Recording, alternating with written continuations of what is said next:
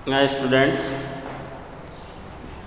हम जो पिछली क्लास में हमने पढ़ा वो शुक्र जनन की प्रक्रिया के बारे में, और आज जो हम पढ़ने वाले हैं वो शुक्राणु की संरचना, इसकी शुक्राणु जो है स्पर्म की संरचना के बारे में।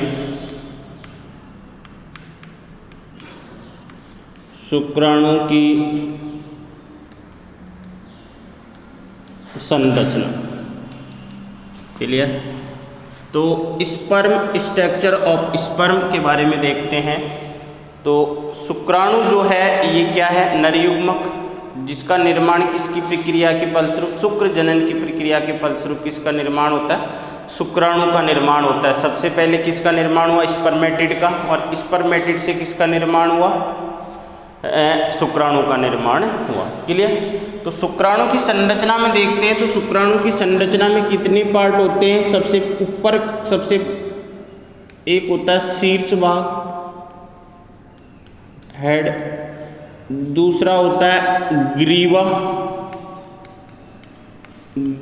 भाग। तीसरा होता है मध्य भाग, और चौथा भाग जो होता है वो होता है कौन सा भाग? पुच्छ भाग। ये चार भाग होते हैं किसके? शुक्राणु की संरचना के। शुक्राणु की संरचना के कितने भाग होते हैं? चार भाग होते हैं। तो अपन इनको एक एक करके देखते हैं। जो शीर्ष भाग की बात करते हैं सबसे पहले, तो शीर्ष भाग जो होता है वो कौन से आकार का? चपटा। शीर्ष भाग की बात करते हैं तो शीर्ष भाग कैसा होता है? इस तरीके से चपटा भाग होता है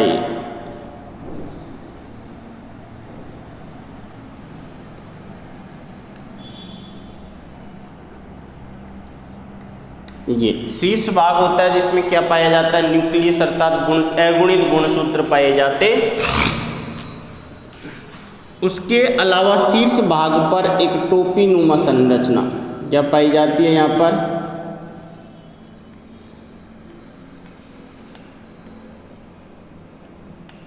और इसे कहा जाता है एक्रोसोम। और इस एक्रोसोम पर कौन? जो कोशिका झिल्ली जो है,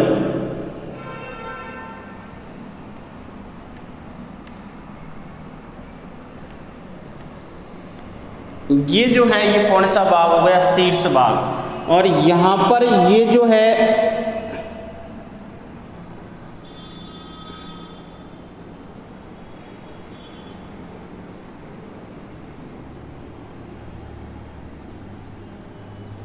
ये जो छोटा सा पोर्शन जो होगा यहाँ पर, ये हो जाएगा इसका ग्रीवा भाग।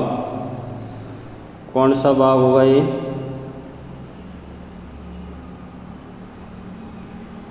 ग्रीवा भाग। तो ये पोर्शन जो है ये जो है इसका कौन सा भाग कहलाएगा? मध्य भाग। ये जो कौन सा भाग हो जाएगा? मध्य भाग। और मध्य भाग के अलावा यहाँ पर ये जो है ये शुक्राणु की क्या बनाता है? पूंछ। इस तरीके से ये शुक्राणु के कितने भाग हो गए? चार भाग। सबसे ऊपर का ये भाग जो है एक झिल्ली और यहाँ पर पाई जाएगी। तो इसके बाहर की तरफ यहाँ पर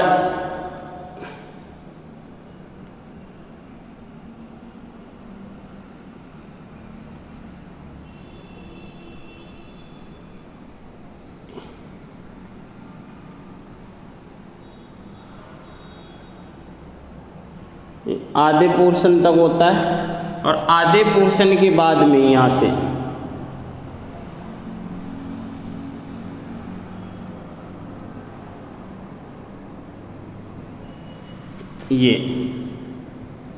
तो ये जो है ये किसका आवरण है? जो शेष कोशिका द्रव बच जाता है,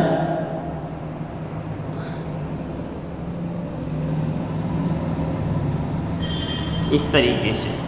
तो अब देखो, सबसे पहले जो बात करते हैं, ये जो भाग है ये भाग तो क्या कहलाएगा? कोशिका झिल्ली।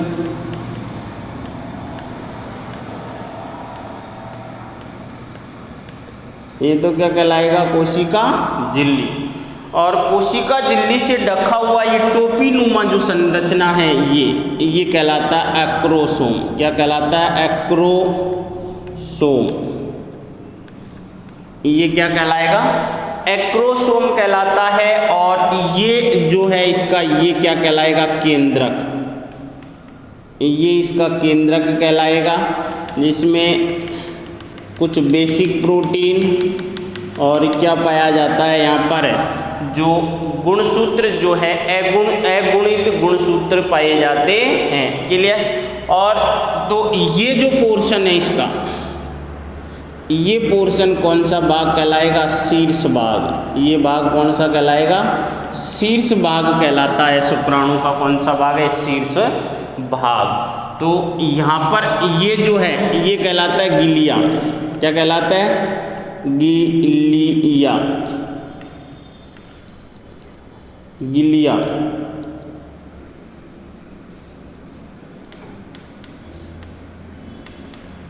ये भाग जो क्या कहलाएगा? गिलिया कहलाता है। और ये जो कोशिका द्रव का जो आवरण है, ये भाग जो छोटा सा ये भाग जो है, ये यहाँ पर ये भाग जो दिख रहा है ये कहलाता है ग्रीवा भाग। कौन सा भाग कहलाएगा?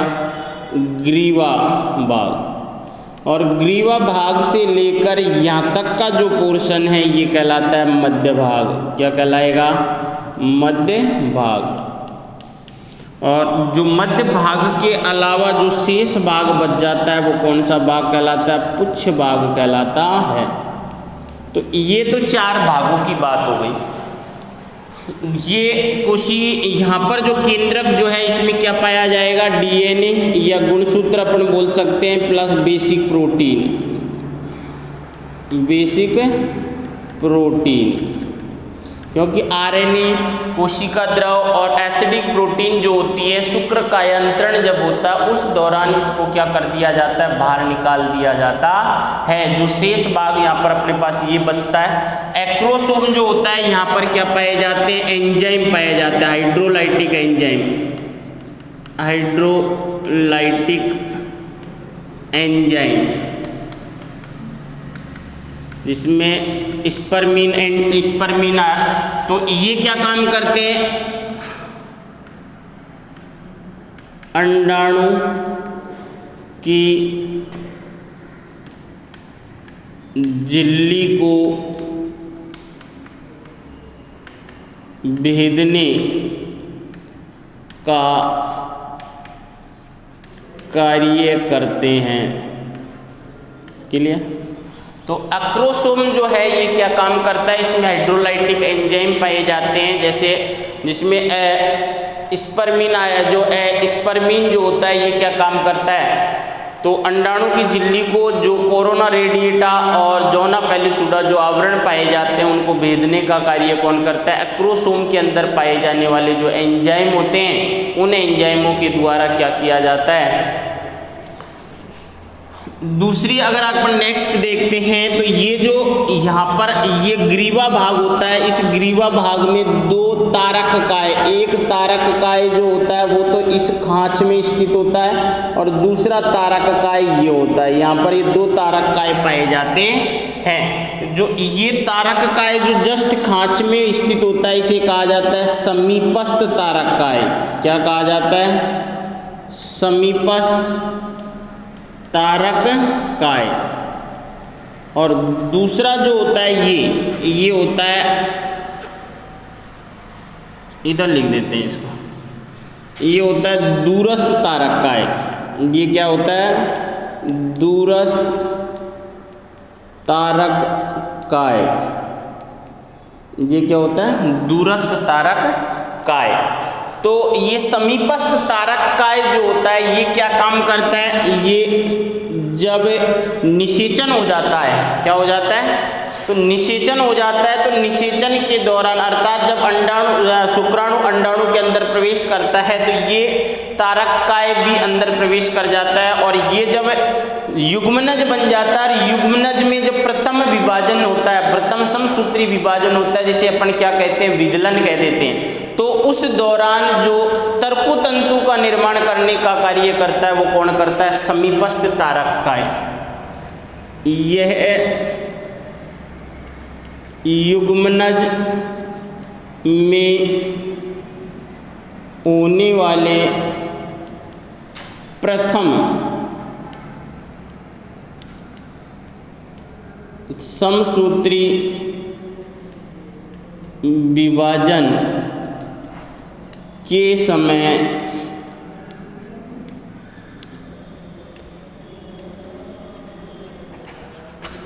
तर्कुतंतु या स्पिंडल फाइबर बनाने का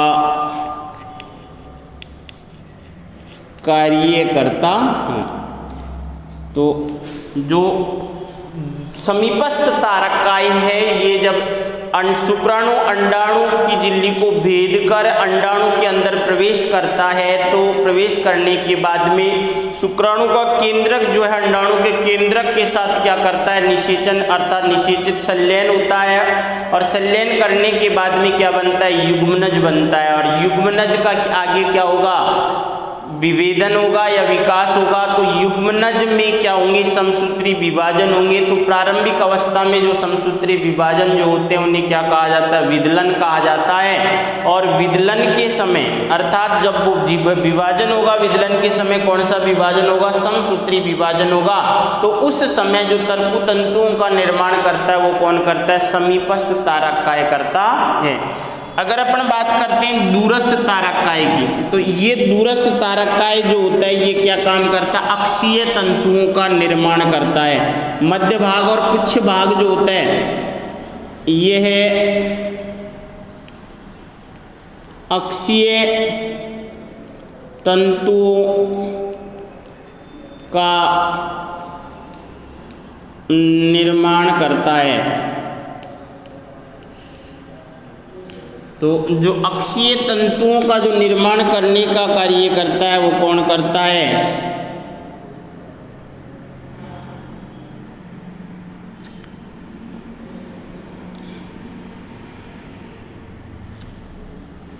ये जो है ये क्या काम करता है, अक्षीय तंतुओं का निर्माण करता है, जिससे किसका निर्माण होगा, पुच्छ भाग का निर्माण होता है।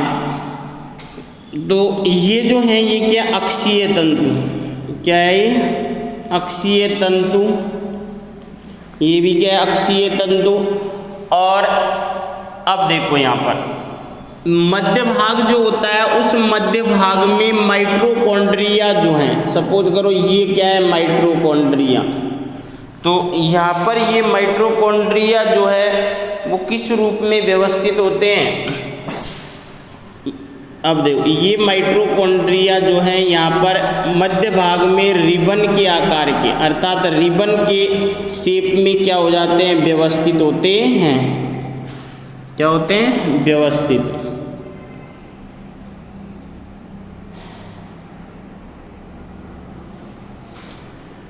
तो ये इस तरीके से मध्य भाग जो होता है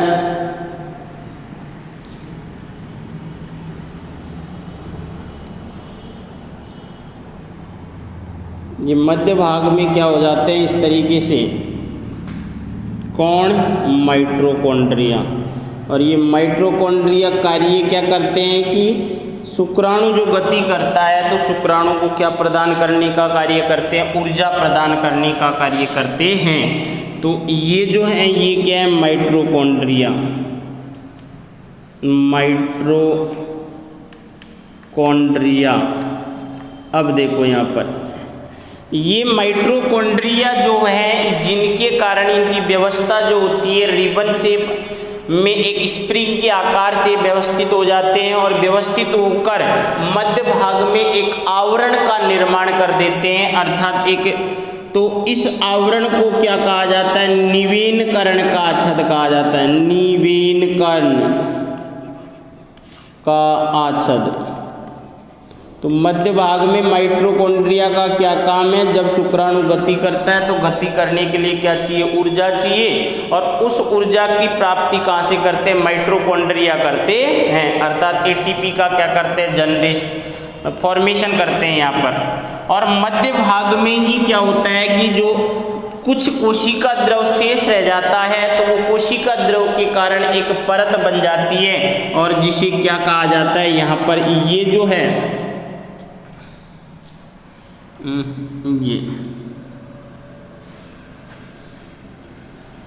ये जो है ये है कोशिका द्रव के कारण एक परत बन जाती है जिसे क्या कहा जाता है, मैनचेस्टर का आवरण। क्लियर। उसके बाद में मध्य भाग के जो अंतिम भाग होता है यहाँ पर एक तारककाय, एक गोलाकार तारककाय पाया जाता है और ये काम क्या करता है, तो ये जो है ये है वलय तारककाय। क्या है ये, वलय तारककाय। और ये वलय तारककाय काम क्या करता है, ये काम करता है कि माइटोकॉन्ड्रिया को पुच्छ भाग में जाने से रोकता है। माइटोकॉन्ड्रिया को पुच्छ भाग में जाने से क्या करता है, रोकता है। ये बात क्लियर क्या। तो ये सभी चीजें कहाँ पाई जाती है, मध्य भाग में पाई जाती है। क्या क्या, जो एक तो माइटोकॉन्ड्रिया जिसके कारण निवीनकरण का आच्छद बनता है, उसके बाद में मैनचेस्टर आवरण है ना, ये कोशिका झिल्ली का आवरण संपूर्ण शुक्राणु जो होता है उसकी संरचना में पाया जाता है। और ये मध्य भाग जो होता है, सॉरी ये पुच्छ भाग होता है जिसमें क्या अक्षीय तंतु होते हैं और इनमें तंतुओं की जो व्यवस्था, ये क्या है, अक्षीय तंतु। अक्षीय तंतु और अक्षीय तंतु की व्यवस्था कैसी होती है, 9+2 होती है। क्लियर। तो ये क्या था शुक्राणु का, और शुक्राणु की पुच्छ का कार्य क्या है, शुक्राणु को गति प्रदान करने का कार्य करती है पुच्छ भाग। अगर अपन इसको यहाँ पर लिख दूँ, मैं यहाँ पर लिख देता हूँ, ये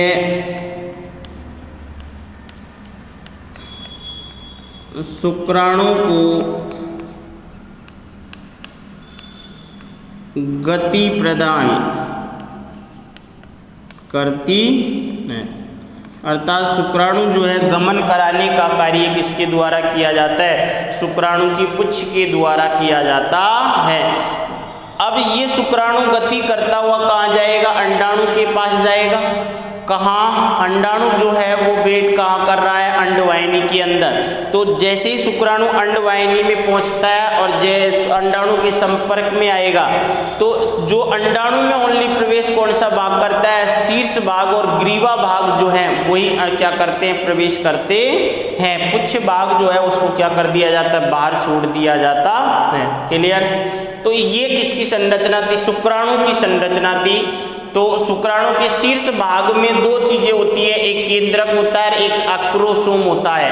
एक्रोसोम में हाइड्रोलाइटिक एंजाइम पाए जाते हैं जो अंडाणु की झिल्ली को भेदने का कार्य करते हैं। और जो केंद्रक जो होता है उसमें क्या पाए जाते हैं, गुणसूत्र अर्थात डीएनए प्लस बेसिक प्रोटीन पाया जाता है। यहाँ पर एक्रोसोम के और कोशिका झिल्ली के मध्य में एक और आवरण पाया जाता है जो दो भागों में, अर्थात जो आधा ये पोर्शन जो है ये तो कहलाता है गिलिया, और जो नीचे का पोर्शन है ये क्या कहलाएगा, निवीनकर्ण का आच्छद कहलाता है।